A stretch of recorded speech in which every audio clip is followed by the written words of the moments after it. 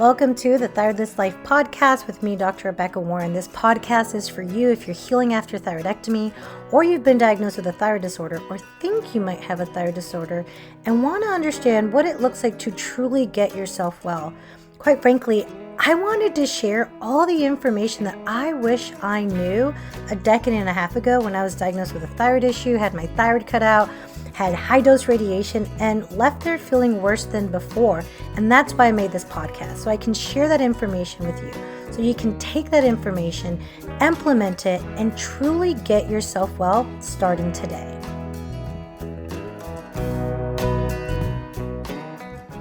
Welcome back to the Thyroidless Life podcast. We are doing our special Q&A episode, part 2. Well, actually, this is part two. So I did a Q&A before, which was one episode, and I decided to do it again because it was so popular. But I saw that I was getting questions with people that had a thyroid and questions from people that did not. So I was like, you know what? I'm going to split this up into 2 different episodes Q&A. So I did one already that's live.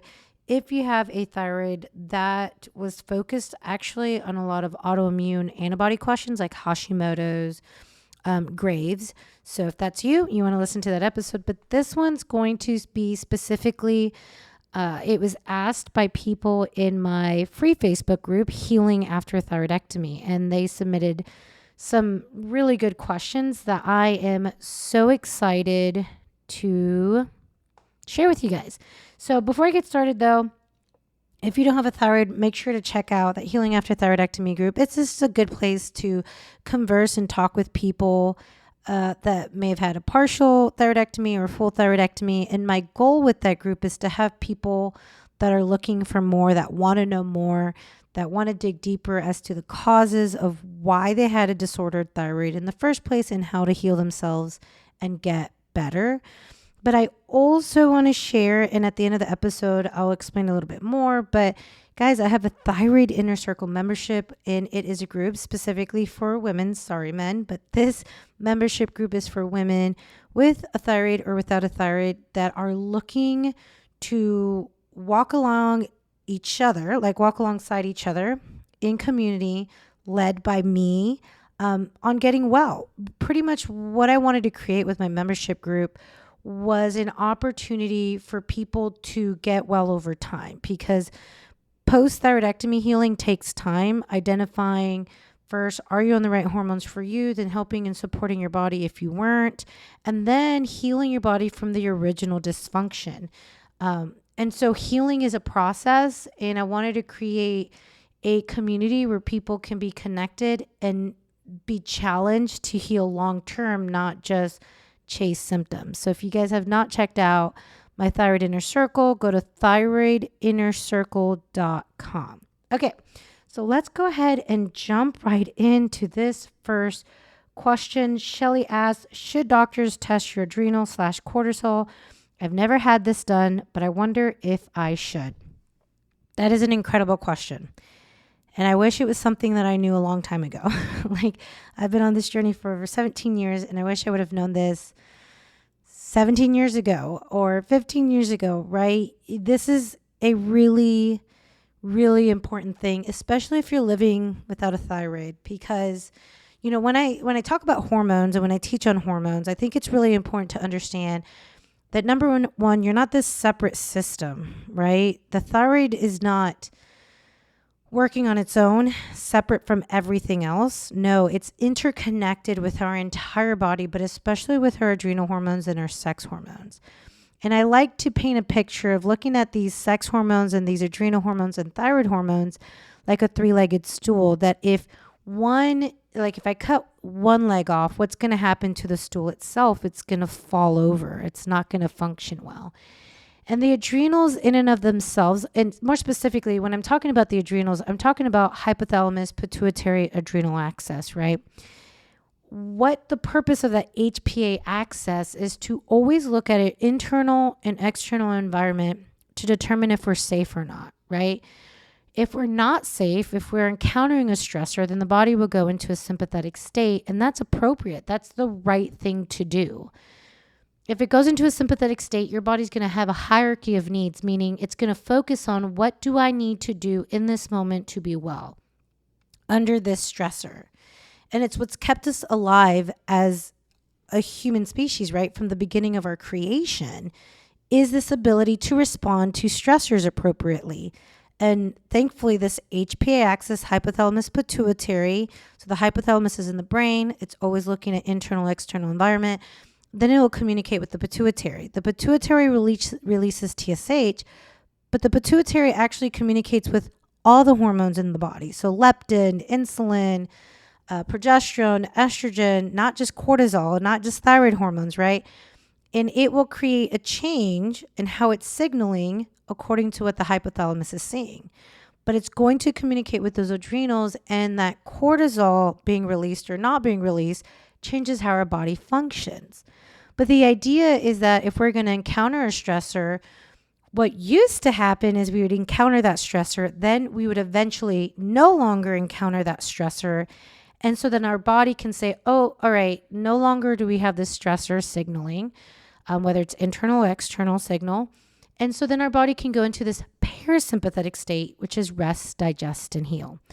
And so for the body, stress is stress, right? So, let's say historically when we were hunter and gatherers, or you were a farmer, let's say there was a famine, right?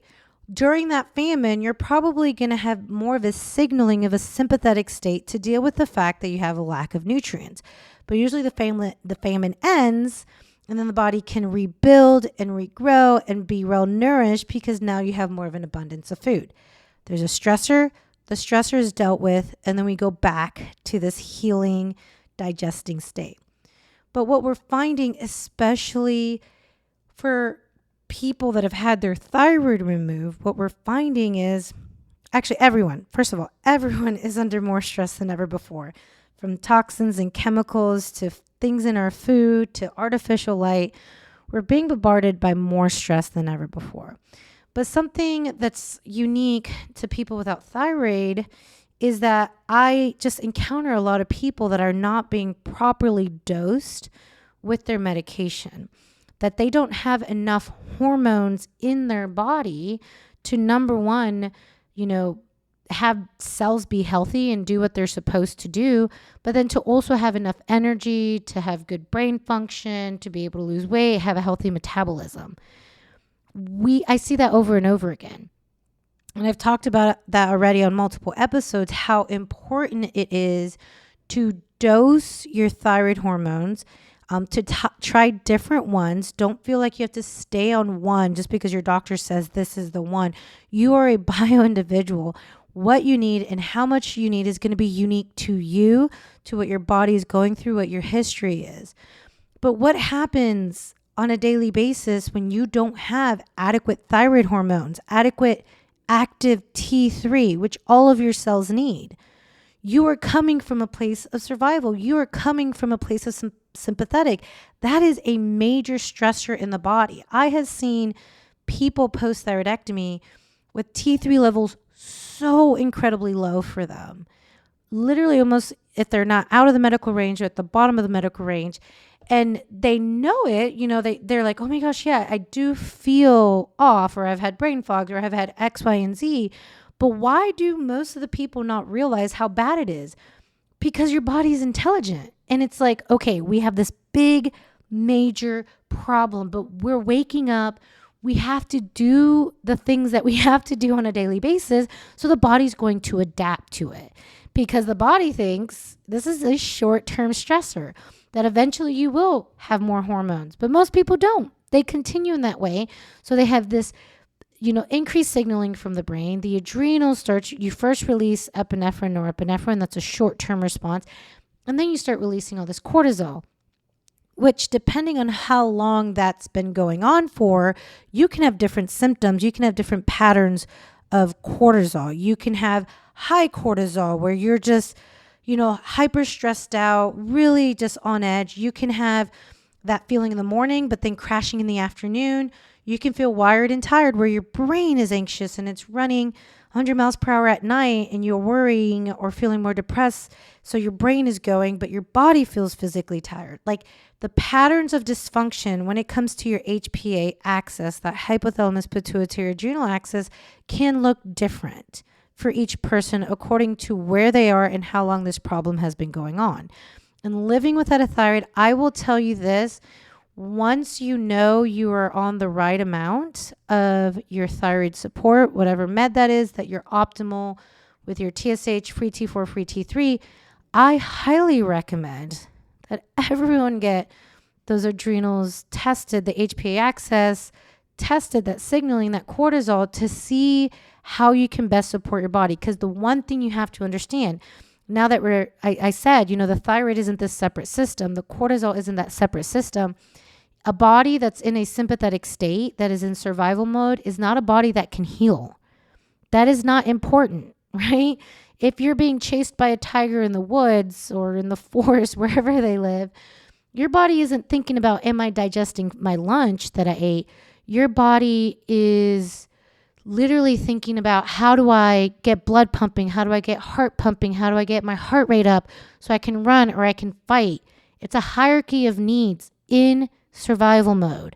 And you will never see lasting change, lasting healing, if the trigger that's there is making your body continue in survival mode.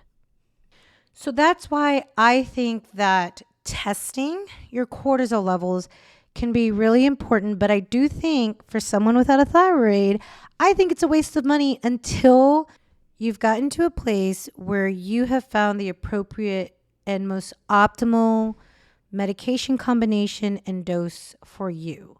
And once you've been there, let's see, once you have the right support with your thyroid hormones, let's see what's going on with the adrenals, and let's see how we can best support it.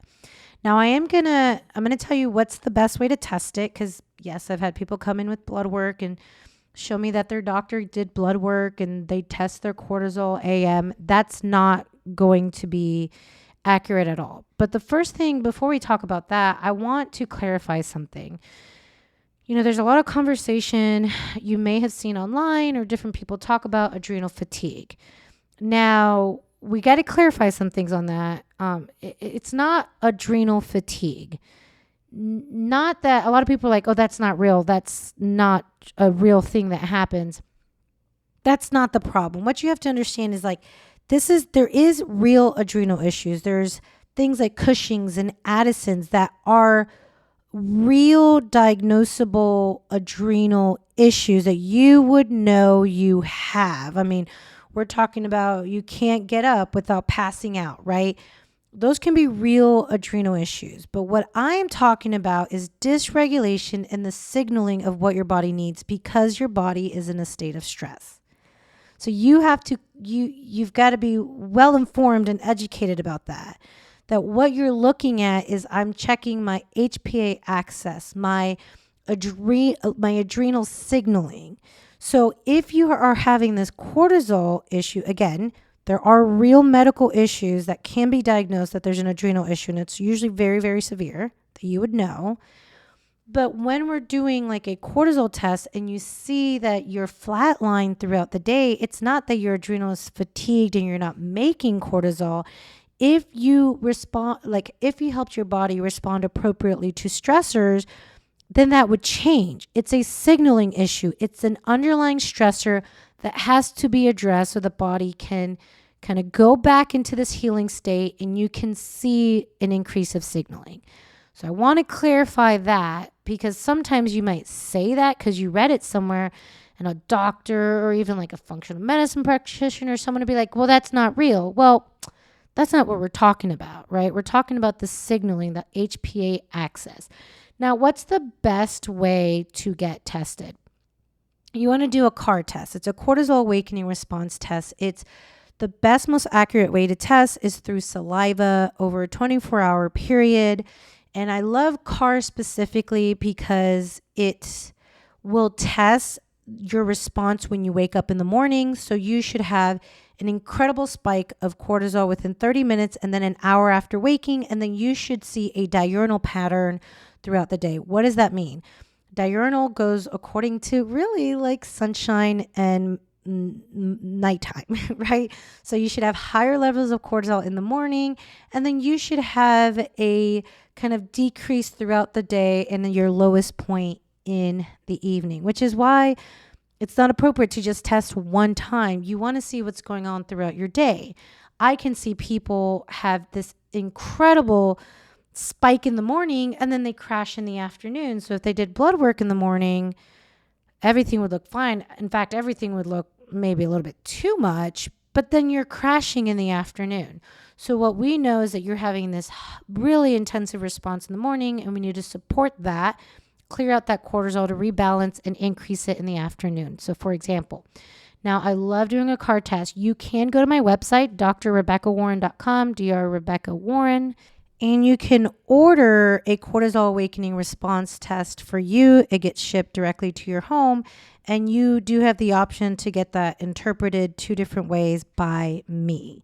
So if you're at that point and you're like, I need to get this tested, or you want to see where you're at right now because you're having these symptoms of a HPA dysfunction, axis dysfunction, this would be for you. And I guess I should tell you guys, what are some symptoms to be on the lookout for? All right, so here we go. It can look different, right, for everyone. But let's go ahead and say this. Let's say you're waking up in the morning and you're tired. Even if you get 12 hours of sleep, you could get a nap in the afternoon, right? You wake up in the morning, you might feel enough energy, but you're crashing by 12 to 3. Or you need coffee, a snack, or something to kind of wake you up. Your energy levels are okay, but you find that you have a lot of throughout the day, but you find that at night you have more anxious thoughts, or it's harder for you to go to sleep. Or you are able to go to sleep, but you're waking up between 3, 4 a.m., whether that's to go pee or you're just waking up and laying there. Or you find yourself waking up and it's 4 a.m. and you would love to go back to sleep, but you can't. So those are some examples to keep an eye out. Again, there's blood sugar issues, blood sugar imbalances, which can be a symptom of a low thyroid hormone levels, or it could be a symptom of, HPA axis dysregulation. But high cortisol levels does increase that circulating glucose, something to take into consideration. Weight loss resistance, more anxiety, depression, brain fog, feeling just wired, feeling on edge, feeling like you can lose your cool easily. Again, this could be an HPA axis dysregulation, and it can be a few other things, but something to keep an eye out that these symptoms are not normal. And your doctor may have told you like it's no big deal, but they're not. Always remember that symptoms are your body's way of communicating with you to let you know that something needs to change so it can heal and do what it's created to do. Okay, so our next question from Tammy. After 25 years on levothyroxine and I have been stable after radiation, why would my numbers just tank? I had to increase my dose by a huge amount. My endocrinologist tested me for everything under the sun and nothing came up. Okay, so I would bet money that your endocrinologist didn't test you for everything that could be causing this, because they're focused on one area. They have one specialty, right? So like, for instance, if you're having an underlying gut issue and let's say you're not absorbing the medications the same way as before, the endocrinologist is probably not going to focus on the gut because that's not their specialty. So that's the first thing I want to clarify, right? I always like to explain to the women that I coach through the years is that, you go to a doctor for their specialty, right? If you're going to go to someone who's really good at surgery, then they're going to be really good at surgery. But you can't expect them, for the most part, to know everything else, right? So that's something to take into consideration. But this is a really fantastic question, Tammy, and there's a few different reasons for why this can happen, especially after having your thyroid removed. But the first thing I want to explain that I think is missed with the medical approach towards the thyroid, and really the medical approach to, I feel, everything with the body for the most part, is that your thyroid is this dynamic organ, and it's constantly being signaled, right? It's being signaled from the brain And it's being told what to release, how much to release, why it should be released, right? Like the brain's going to let the thyroid know if I'm under stress, I need more T3. If I've gained weight, I need more T3, right? This idea that we've got it all figured out, if there's thyroid nodules, thyroid growth, thyroid cancer, because we can cut out the thyroid and put you on the pill, it's minimizing how intricate and incredible the human body is, because we're saying that the same dose forever should be enough. That's not true. I work with people that have a thyroid and have thyroid issues, right? And we can see this ebb and flow where there can be an increase or a decrease according to the seasons of their life that they're in, whether it's more stressful or not. Your thyroid is this dynamic organ. So if you've gained weight, you might need more T3. If you've lost weight, you might need less, right? If you're in ketosis or doing low carb, you might need less, right? There's a natural ebb and flow that happens throughout life. Number one, that's one reason, right? Because after 25 years, you're not the same person. I'm actually really surprised that you didn't need to, or that it wasn't changed before. I'm going to change what I said. I said that you didn't need to change it before, because you may have, but you may have not known, or there's certain things that may have happened in your health that you didn't really think anything of it when it came to your thyroid. And I see that happen a lot, where maybe you should have changed it like 10 years ago, but maybe your doctor was like, oh, it's fine. So your body just dealt with it, or you just continue to live with it. And again, guys, I'm sharing this as information. I always have to give a disclaimer. There's a disclaimer in the notes section of this episode, because I'm not a medical doctor. I am not a prescribing doctor. I'm a doctor of chiropractic and a functional wellness practitioner. I love what I get to do. I am sharing with you what I have seen with my own health for the last 17 years as a patient and then a doctor, and what I have seen in clinical practice, what I've also read and studied. So this is something to understand that over time, you probably will need to change not just how much you're taking, but even possibly the brand. So that's one option. Okay. One option could be that something has changed, whether weight, whether stress, season you're in, your body, like your thyroid is dynamic. And I don't want you to ever think that changing the dose means that something is always wrong. Changing the dose is trying to mimic what your thyroid probably would have done if you still had it. So that's one option. Now, the second option I will share with you is something that I have seen, and that once I started talking about it more, I had more people go, wait a minute, that's happened to me too. So let me first let me first introduce something called hormesis. So hormesis is something that we see in science and health, and it's this idea that you can introduce a stressor and your body will find benefits with that stressor to a certain point where it no longer does. So it's kind of like you can look it up as a hormetic curve, right? Where there's like kind of like a chart. I'm trying to show you guys with my hand, but I'm here by myself, so you can't see me. So I'm going to stop trying to show you with my hand. But the idea is that you see a benefit. So the chart, the line goes up. And then over time, that benefit no longer benefits you anymore, and it can get weaker.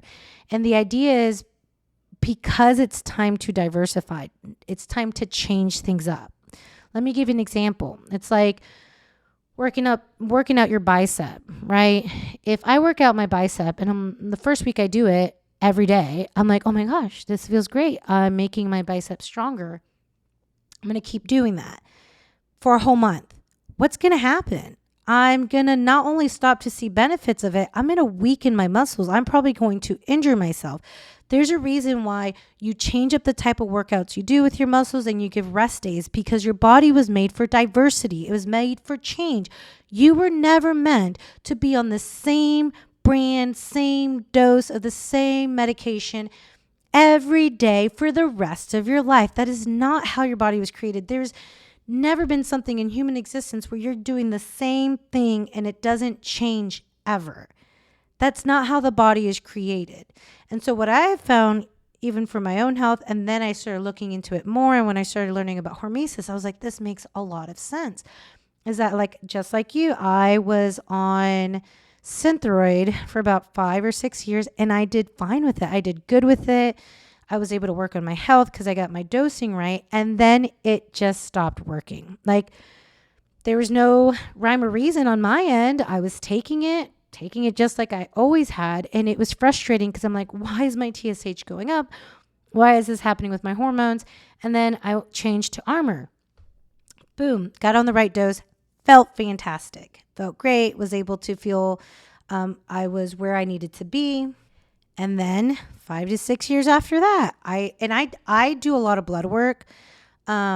I get to do that. I get to experiment with myself, and I like to biohack and just see how my body responds to different things. So I was able to catch it really early on where that same thing was happening. And what I found is that I can switch it up. Like I've even gone back to T4 and T3. I'm right now using Tyrosine, and I really like it, and Cytomel. But what I have found is that when I change it up and get right back to the optimal dose for me, I'm right back on track.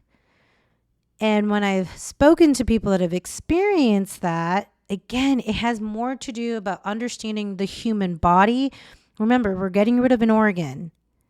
We're getting rid of an intelligent, created organ inside of our body that adapts and does what it needs to do, right? And we're replacing it with a pill. So the idea, again, that the same dose, you don't even do that with supplements. You shouldn't be on the same dose on the same brand of supplement forever. You're not going to do it with food. We see benefits. Now we see all these studies on benefits of times when you don't eat, on times when you eat a good amount, on times when you eat more protein than anything. There's benefits if you eat no protein or less protein. Like there's benefits in diversifying what we put into our body, right? What we put our body through. And so that's another reason is that maybe it's just time to switch it up because you were never meant to be on the same amount over time. Okay, so that's a second reason, right? Now, a third reason could be that something in your environment changed. Gut infections, parasites, lack of diversity in the gut. You've changed the way that your body absorbs the medication so that you need more of it.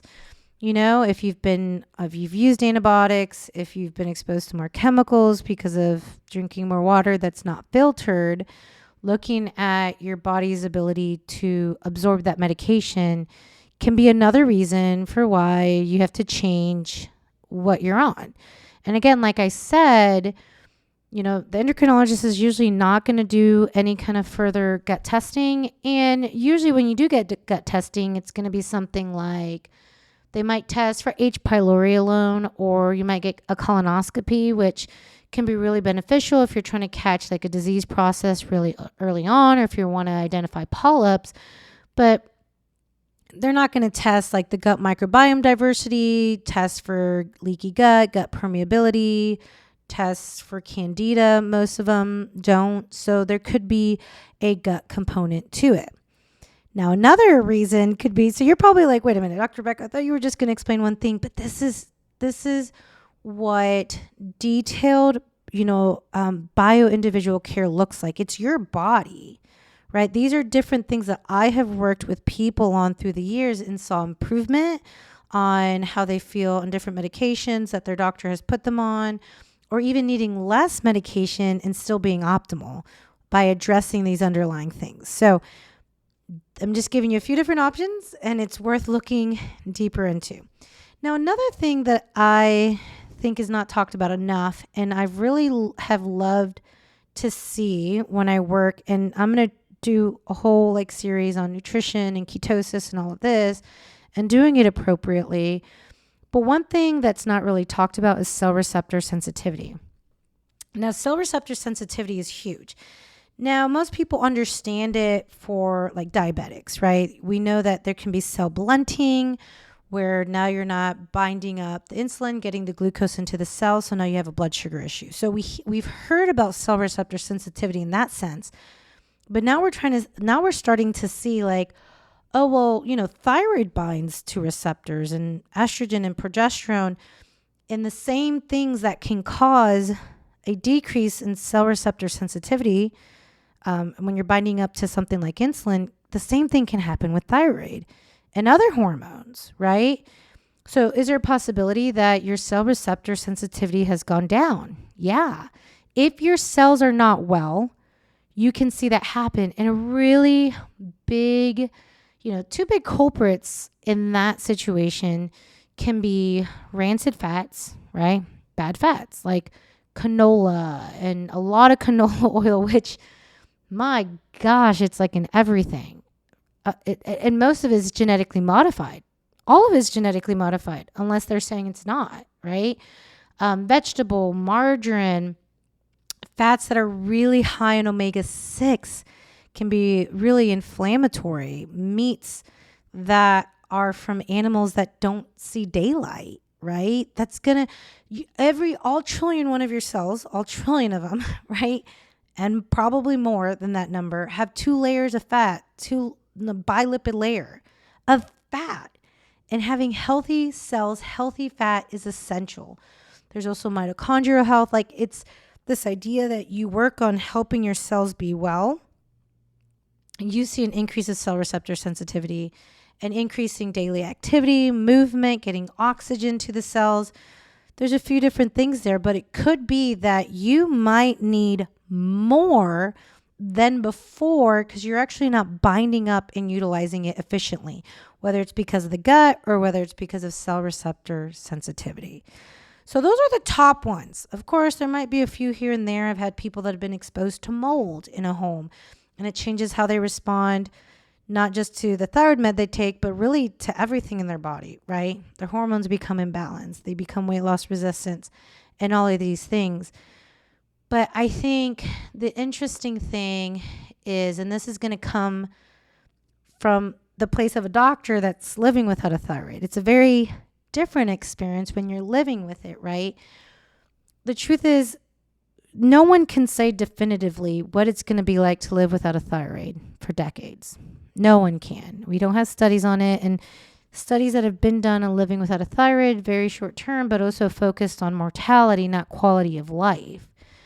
And so that being said, no one can tell you what that experience is going to look like until you go through it, right? We are the experiment. It's N equals 1, which means that your experience and my experience, we're going to have a lot of similarities. It's still going to be unique though, because how we got here, what we've done with our health. So that being said, and I'm not saying your doctor says this, but like I've had people say this in the past where doctors are like, well, this is normal or there's nothing wrong. And it's like, no, you have to trust yourself. And I love that you asked this question. I love that you're in my group. I love that you're listening to this episode because this is what's going to help you start to dig deeper. You're going to learn about so many different things and then you can apply it to your own situation. And so with this isn't something that's talked about enough. Unfortunately, I had to experience it myself like 10 years ago, 15 years ago. Wait, 10 years ago. Yeah. I think that was the first time I experienced it 9 or 10 years ago for me to be like, this isn't normal, and try to understand what's going on with the body and put that together with what we know about the body and what could possibly be going on with the body that doesn't have a thyroid. This is the last thing I'll say about this, is that you living without a thyroid long term is not the same as someone living with a dysfunctional thyroid. And most people don't understand that. Most doctors don't understand that. And that's just the truth, period. You are not the same as someone living with a thyroid. And you have to understand that and trust that and know that different things are going to pop up, but it's all about kind of digging deeper and how to best support yourself. All right, we just have a few more questions here that I will be touching on. Now, I'm just going to touch on this one kind of like short term because I'm going to do a whole podcast on pregnancy, post-thyroidectomy, birth, and postpartum because I do believe it deserves its own episode. But the question was, how, if all, does pregnancy and childbearing differ when you don't have a thyroid? Just hoping to have a better understanding of what to expect when the time comes.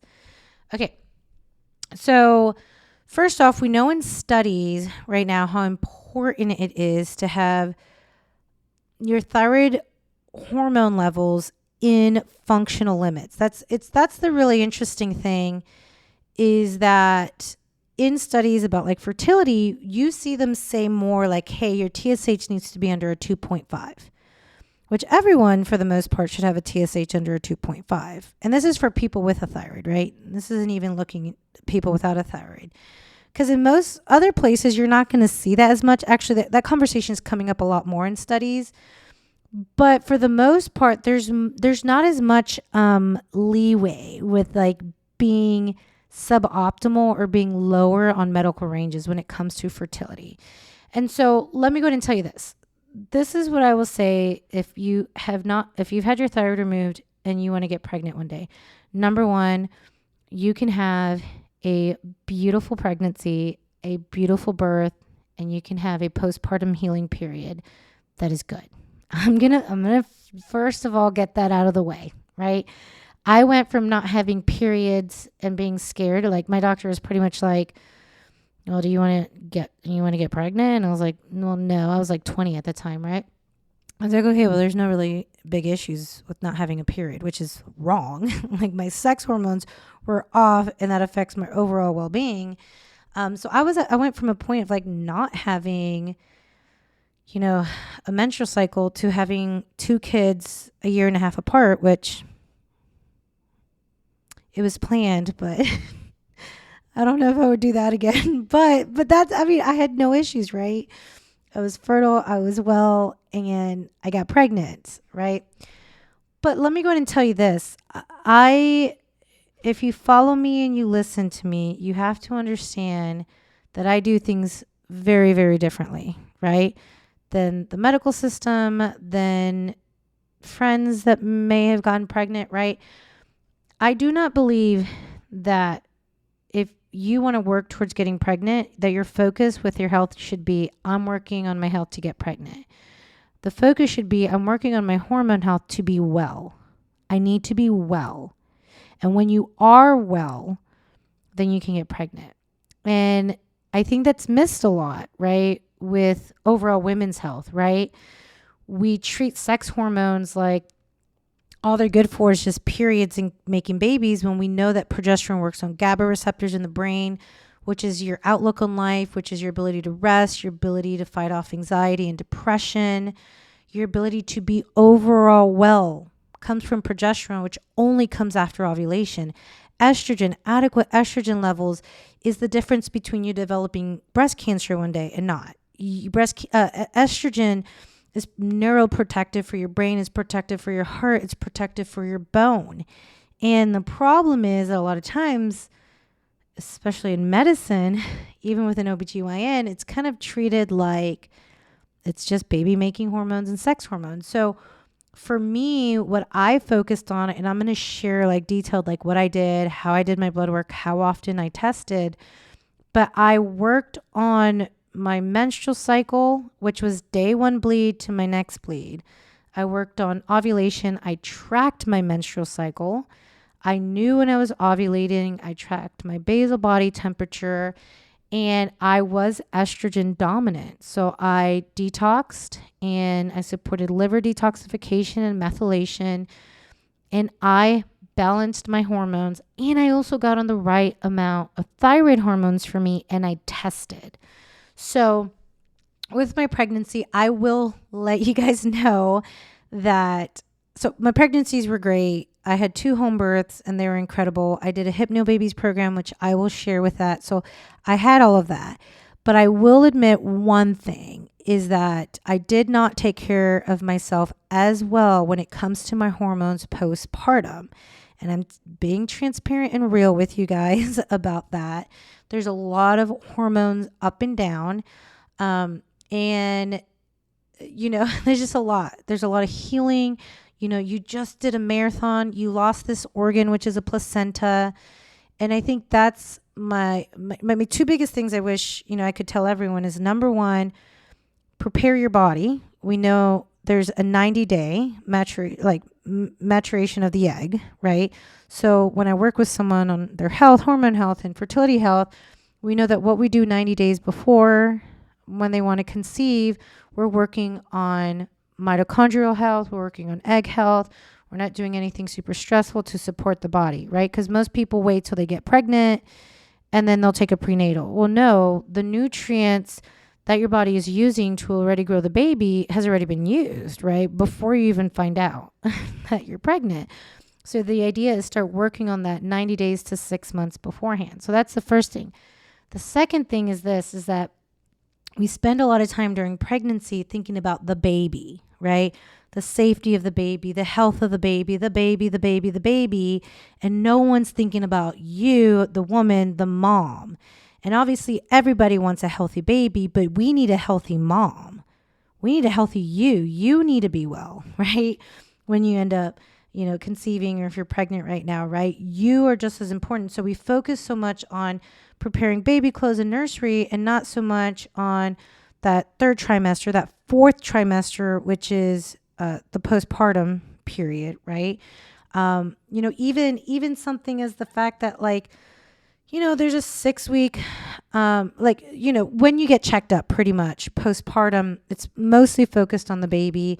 And then you get checked on, kind of make sure that everything's kind of moving along, but hormones are being checked. They're not checking up on you, right? And that's the second thing I wish I had done differently that I do speak a lot about, is that the baby's going to suck you dry. Your minerals, your nutrients, your thyroid hormones. So you need to be well enough for not just baby, but for you. And then in the postpartum period, getting your thyroid hormones checked to make sure that if you need to increase your thyroid hormones during that postpartum period, that you increase it. And that's what I missed, because as much as I'm a doctor and everything I know, postpartum is crazy, right? Like, you just birthed the baby in a placenta. So that was one thing that I do speak about a lot, is taking care of yourself, checking your nutrient status afterwards. I utilize a lot of organ meat. I use it in encapsulation. If you can eat liver and stuff like that, good for you. Definitely do that postpartum, but I cannot eat liver. So you can have a beautiful birth. You just need to be an advocate for yourself. Check those thyroid hormones regularly. Make sure that it's optimal throughout pregnancy, and then prepare to rebuild yourself postpartum. And you have to be prepared to ask to be tested for your blood work to make sure your thyroid hormones are optimal. Really, really, really big. Fantastic question, Brooke. And I will do a whole episode on my experience, what I did to prepare and what I teach other women to do. So the next question is, are there any differences between treatments in USA versus other countries? This is an interesting question. So I'm seeing more people worldwide. I've had consults in New Zealand and people in Australia. I've communicated with people in Europe. And unfortunately, when it comes, I think we're having a problem on adjusting the body as a whole all over the world. I have had issues finding a practitioner that would put them on a whole glandular, right? Instead of just doing like a synthroid, a levothyroxine. I've had issues where they think that if they get on a glandular, like an Armor or something like that, or they may call it something different. I know in certain places they call it whole gland. They think that it's not easy to get to optimal levels with that. So I will say, from my personal experience in coaching people from all over, I think this is a problem across the board, no matter where you're at. I think it has more to do with a system that wasn't really created in a lot of places, a system that's not really created to get people well. It's a system to help people not die, right? And I've even spoken to people in Canada, like trying to figure out how they can get proper blood work because they don't have like insurance like how we have. It's kind of like this, the system that they have there with insurance can be really difficult to get reverse T3. So I think I have found that each one has their problems, especially with newer research, or especially with women that say they have a problem, but they can't really identify what the problem is. Like, so for example, like you don't feel like you have energy, right? But if they do blood work in Canada for like TSH and free T4, I've had issues getting reverse T3 there, and they do free T3. In their mind, what I have found for a lot of practitioners there is, well, this isn't a thyroid issue and we're not doing reverse T3. So this isn't the problem, right? I think it all goes back to as well the fact that we're cutting out thyroids without really fully understanding the long-term effects. So not to be like negative, I want to be real about it. And I don't think that's every single doctor. Obviously, I cannot generalize on everyone. I have an amazing medical doctor here that are referred to, and two different nurse practitioners are referred to that really care, that are willing to dig deeper. So I don't think that's everyone, but unfortunately, it's a lot. I deal with that a lot. So I think for the most part, the general consensus is the same, especially if it comes to thyroid cancer. It's just like cut it out, right? Like why? But there are doctors that are speaking out about it more, doctors and researchers that are looking into what other options are out there. But the treatments, especially for like thyroid cancer, is surgery, which is crazy to me. It's surgery. That's kind of like the primary thing, even though we're seeing more and more studies and conversation about how safe active surveillance is, which is pretty much not doing anything but retesting and rescanning every year. So that's really important. I do also know there's other countries that are doing, I know I came across, I think it was a study on autopsies done. I think it was in Finland. I'll see if I can look that up and add it to the notes, where they did autopsies. And I guess they do a lot of autopsies there, and they found that up to like 35% of the autopsies had nodules on their thyroid, right? Like they had thyroid growth, which, if people are looking at very, very early on, like here in the States, they will find these really small growths, and that could be enough to get it cut out. But they were showing that, wow, there's all these people that had these nodules that died with not because of any thyroid issue. That's really interesting, right? So I haven't had that great of luck helping people in other countries. And for the most part, cutting out the thyroid is just an answer, which I will tell you this, and this is the last thing I'll say on this. Like when I first started really learning about what had happened to me and having my thyroid cut out, I'll never forget in school, I had a professor who was a practicing doctor who reversed his own rheumatoid arthritis. So this was 15 years ago probably, and he had been practicing for decades. So think about this. Decades ago, he had reversed his autoimmune disorder and was helping. He primarily worked with women, and he was working with all these women, helping them with thyroid issues and autoimmune issues. And I'll never forget, I was sitting in class, and he went off on a rant about how he was just so pissed at how they were so quick to cut out thyroid. And this was like, a decade and a half ago, right? But he was so angry about how easy it was for them to just cut out thyroid, and think that's okay. And he stood up there, and I remember he specifically said, this is going to be like a dark age in medicine where we'll look back and be so shocked that we did that. And at that point, I hadn't really processed everything I had gone through. I felt like a victim myself. I was very frustrated.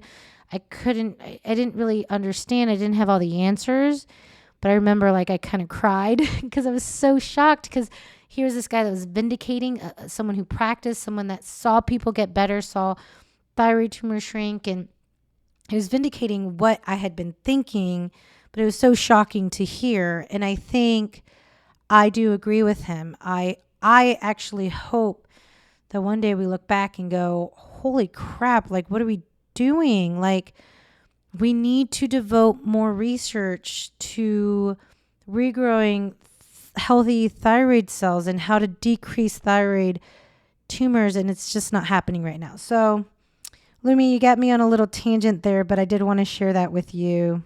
But treatments tend to be the same. here and in other countries. So one last question here, and this one's a good one if you have not heard about this, but the last question that was submitted is, what does this talk about hormone T2? Supposedly it can help with weight loss and have no negative effect on T4 or T3. So if you guys have not heard about T2, you're probably like, wait a minute, there's another thyroid hormone. Yes. And there's also T1. They play a smaller role, but let's talk about what they are and how they're made.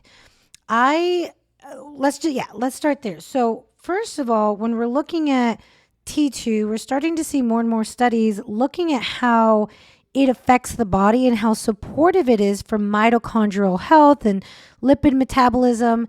So what that means is mitochondrial health is like the health of your cells. If your cells are healthy, then you are healthy, and keeping adequate, lipid levels is vitally important for your health as well. So those are two major things that we're starting to see that this contributes to. But I guess maybe there's people talking about supplementing with it, taking it. The one thing to understand is that the thyroid does make some small amounts of T2, but it's actually a metabolite. It's something that can be made from T4 and T3 through deiodination. And deiodination is the moving of iodine molecules. It's really important in the creation of thyroid hormones, especially T3 and reverse T3. But unless you're digging deeper, you don't really hear about deiodination or the moving of iodine molecules in your doctor's office, because there's few different steps that go into this process. And so if you're not making adequate levels of T2, the answer isn't just to go get T2. It's to figure out how to best support the processes that will help you make it as a metabolite. So here's a few things, right? Here's a few things that can help with that. Number one, using a whole glandular. So instead of something that's synthetic in T4 only, but using a gland that will provide T4 and T3 is more likely to give you smaller amounts of T1 and T2. But let's talk about that moving of iodine molecules, right? Because you need that for T3 and reverse T3 and that T2 that we're being asked about here. So where does that happen? Liver health, liver gut health, and insulin levels. These are three really big things that I have worked with and what I have had to look into deeper for a lot of people post-thyroidectomy is working with liver function, gallbladder function, gut health, and insulin balance. All of which are necessary, like they need to be they need to be healthy to make sure that this metabolite is properly created. But this also goes back to this idea that just getting on T4 only can be enough for some people. If you are not converting it, if you're not going through this process of moving iodine molecules, right? If you are not doing that, then you're not just not getting enough T2, you're also probably not getting enough T3, probably don't have enough reverse T3. And that is a major issue that a lot of people post-thyroidectomy run into because their doctors will draw labs and they say everything looks good, when in actuality it doesn't, but the reason it looks good is because there's incomplete labs. Your TSH, your T4 looks good, but you're not seeing the next products that have to be made out of T4. So right now, T1, T2 is not tested. The best thing you can do is make sure that your conversion, your liver health, gallbladder, digestive health, and insulin levels are good. And I never recommend just going in and putting the end product of something. Actually, let me go ahead and correct that. I do believe that if you are, let's say, B12 deficient, to take B12 because that can help you feel and function better. But you take it to feel better so that you can do what? Figure out why you don't have adequate B12 levels in your body. Same for iron and ferritin. Same for thyroid hormones for someone who has a thyroid. You have to take thyroid medications, right? If you don't have a thyroid. But the idea is that if you're taking thyroid medication, you should have adequate reverse T3, and because of that, having adequate T1, T2. So that's going to be the big thing. And I want you to be careful, because this is something that even I noticed when I was a patient, is you'll read all these articles like, eat these 5 things for blood sugar balance, or take this one random mineral to help with X, Y, and Z. And they're right? You can take this one random mineral to help with whatever it is, right? They're talking about, but that's now how it happens naturally, right? T2 doesn't exist just by itself, right? It's connected, and it's at adequate levels with the other hormones, right? This one mineral, you're not going to go out and eat something that's just going to have high zinc just by itself. It's usually accompanied by cofactors and other minerals that it's meant to exist with.